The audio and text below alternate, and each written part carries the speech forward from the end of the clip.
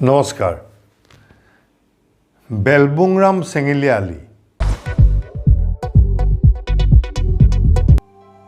বেলবুংৰাম, I am চিয়'ৰ এই নামটো তুমি এইমাত্ৰ মোৰ মুখেৰে প্ৰথম শুনিলা।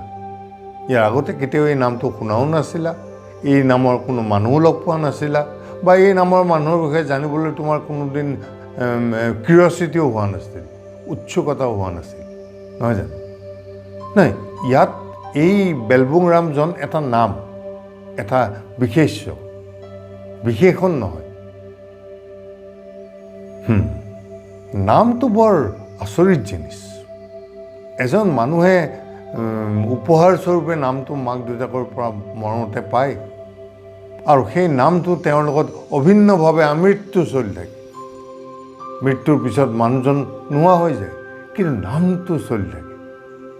নামটো সঁচাকৈ বৰ অদ্ভুত জিনিছ, নহয়নে? গোটেই জীৱন মানুহজনে কৃষ্য সাধন কৰি নামটোক এটা মাত্ৰা প্ৰদান কৰে। মানুহজন গুচি যোৱাৰ পিছতো সেই নামটোৱে সেই মাত্ৰাটোক লৈ উপভোগ কৰি থাকে। নামটো বৰ আচৰিত জিনিছ, নহয়নে?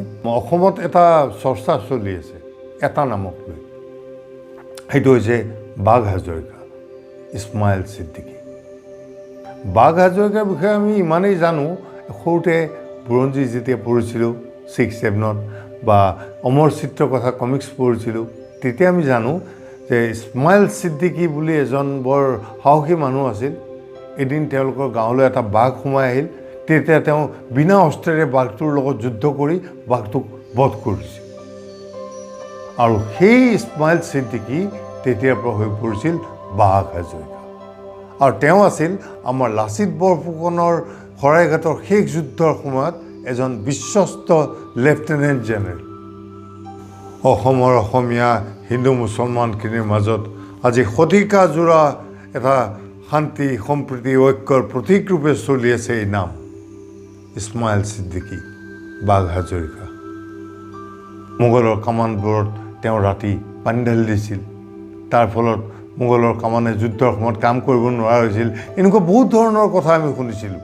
এইবোৰ বুৰঞ্জী আছিল নে মিথ আছিল, সেইবোৰলৈ কেতিয়াও চিন্তা ভাৱনা কৰা নাই, আৰু কৰিবলৈ ইচ্ছাও কৰা নাই, চলি আছিল। এই বাঘ হাজৰিকাৰ নামটো আহিলেই মোৰ মনলৈ আৰু এটা নাম আহে। এইমাত্ৰ যে ক'লোঁ বেলবুংৰাম, তেওঁৰ নামটো। কোন এই বেলবুংৰাম? মই কেনেকৈ ক'ত লগ পালোঁ? বহুত বছৰ আগৰ কথা। তেতিয়া মই ক্লাছ 7-8 পঢ়োঁ। তেতিয়া মই খুৰীৰ লগত প্ৰায়ে খুৰীৰ বাকৰ ঘৰলৈ গৈছিলোঁ। মোক লগত লৈ যায় লক্ষীপুৰ, অবিভক্ত গোৱালপাৰা জিলাৰ লক্ষীপুৰ বুলি এখন ঠাই।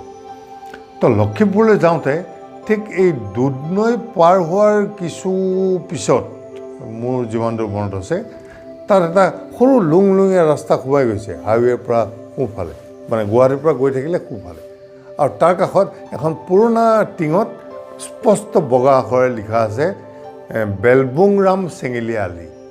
খুৰাই মোক দেখুৱাই দিয়ে, সৌখন চা বেলবুংৰাম চেঙেলীয়া আলি। বুজিছ, বেলবুংৰাম নামৰ এজন মানুহ আছিল গাঁৱত। সেইখিনি ৰাভা আৰু হাজং জনবসতিৰ অঞ্চল।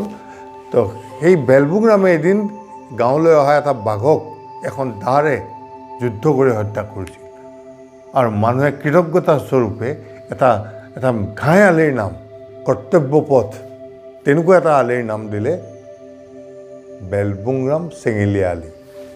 সেই তেতিয়াৰ পৰা এই নামটো মোৰ মনত মানে প্ৰিণ্ট হৈ গ'ল। মই কেতিয়াও বেলবুংৰামক পাহৰিব পৰা নাই। বেলবুংৰামৰ যিখন ছবি মই মনত আঁকিছিলোঁ, সেই ছবিখন মোৰ মনত এতিয়াও আছে। তেওঁ কেনেকৈ বাঘৰ লগত যুদ্ধ কৰিছিল এখন দা লৈ।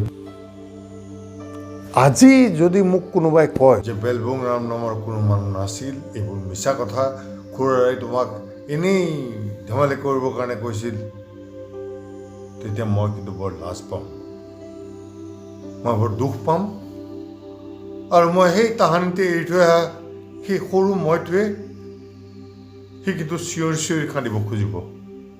সি কল্পনা কৰিছিল যে বেলবুংৰাম নামৰ এজন মানুহ আছিল যিয়ে এখন দাৰে এটা বাঘৰ লগত যুদ্ধ কৰিছিল, আৰু গাঁওবাসীক তেওঁ বচাইছিল আসন্ন বিপদৰ পৰা। এখন ছবি আঁকিছিল সি তাৰ কল্পনাৰে, যিখন ছবি আজি মই তোৰ হৃদয়ত সোমাই আছে। এই ভিডিঅ'টো কৰাৰ মোৰ ইচ্ছা এইকাৰণে হ'ল যে কোনোবাই যদি মোক বেলবুং ৰামৰ বিষয়ে নাই বেলবুং ৰামৰ অতীতৰ বিষয়ে নহয়, সেই বেলবুং ৰাম চেঙেলীয়া আলিটো এতিয়াও আছে নাই আগৰ নিচিনা, সেই নাম ফলকখন আছে নাই, নিশ্চয় নাই তাত কোনোবাই যদি মোক জনায় তেন্তে তেওঁলৈ মোৰ শত সহস্ৰ প্ৰণাম আগতীয়াকৈ জনালোঁ। নামটো বৰ আচৰিত জিনিস নহয়।